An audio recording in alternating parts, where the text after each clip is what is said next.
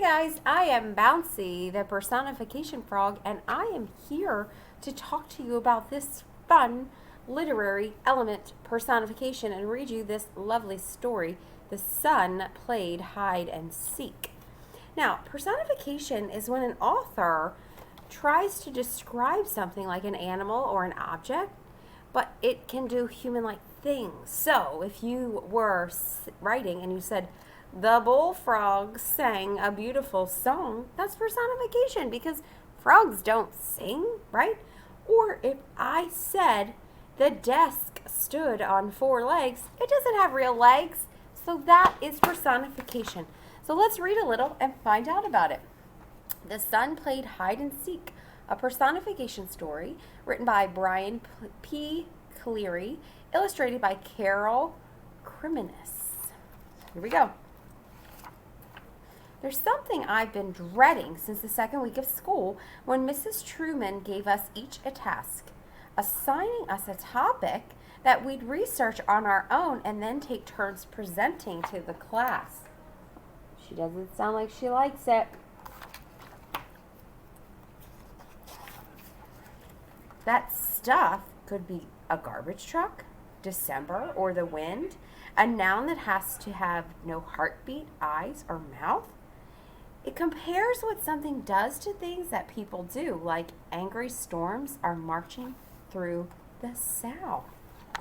Do angry storms march? But that sounds great. It's supposed to make your writing more descriptive and more fun, but this concept won't be easy to convey. And just now, Mrs. Truman took a moment to remind me that tomorrow is my presentation day. I'd rather any topic than the one I've been assigned. Metaphors, they'd be a piece of cake. Superlatives, I'd give the most extraordinary talk. Idioms, I'd rock for goodness sake.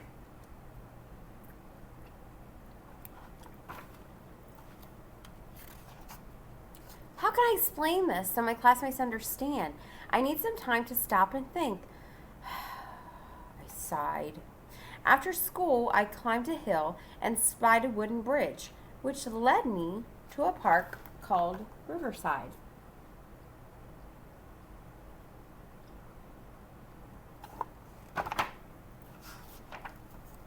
There, it seemed my worries packed their bags and walked away as I watched the sunlight tiptoe across the spring.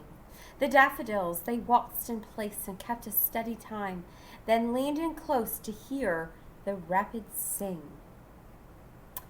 Does the sunlight tiptoe? Do daffodils do a waltz or lean forward?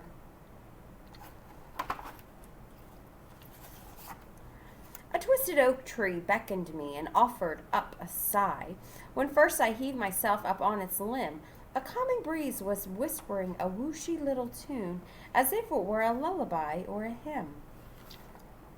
Did trees beckon someone? I don't think so. Does a breeze whisper? Across from me, a stone wall dressed in ivy stood in place. In a crooked crack there bloomed a single posy. The sun and clouds played hide and seek against the light blue sky. The leaves met up for a ring around the rosy. Oh, these descriptions are beautiful, though. The sun and clouds playing hide and seek. Do they do that?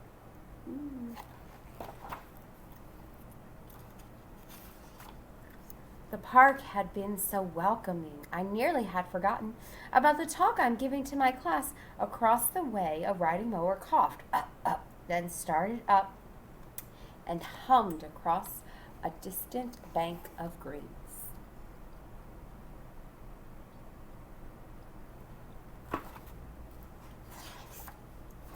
Sleep and rest abandoned me the night before my speech. The mattress tossed and flipped me like a dime. The sun awakened early and I dressed and left for school. The bus wheezed to a stop and in I climbed. Whee! Does the mattress toss and flip or does the person?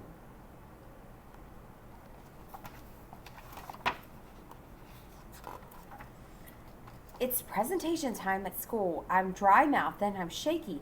As I croak one single word, my heart is pounding.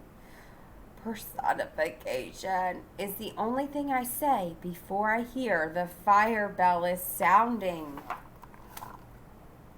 That's what I call Saved by the Bell.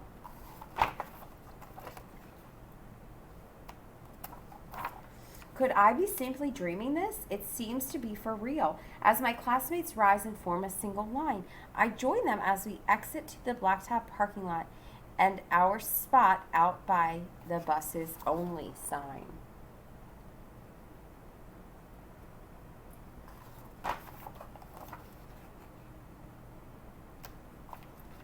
The sunshine's warmth invites me to calm myself and breathe. When I see the park, I say to Mrs. Truman, how about a field trip so I can show the class the way some things can be described as a human? Does the sunshine invite people to places? But it sounds great. Not a minute later, as we're ushered by the bridge to the park where waves are lapping at the shore, Kayla says, this birch tree here has shed its coat of white, and my classmates all around me add some more. Does a tree shed its coat?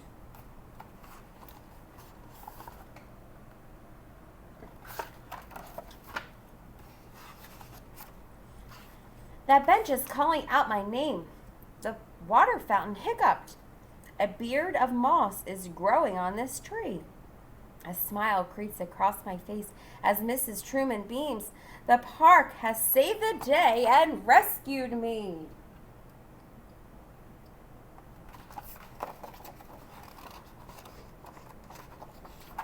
And that is the end of our personification. So think about all of the things that they gave human-like qualities to some of our objects, like the sun whispering, the angry storm marching. So I hope you enjoyed this story and you enjoyed how this author was able to use all of that great language to help us create a picture in our head. All right.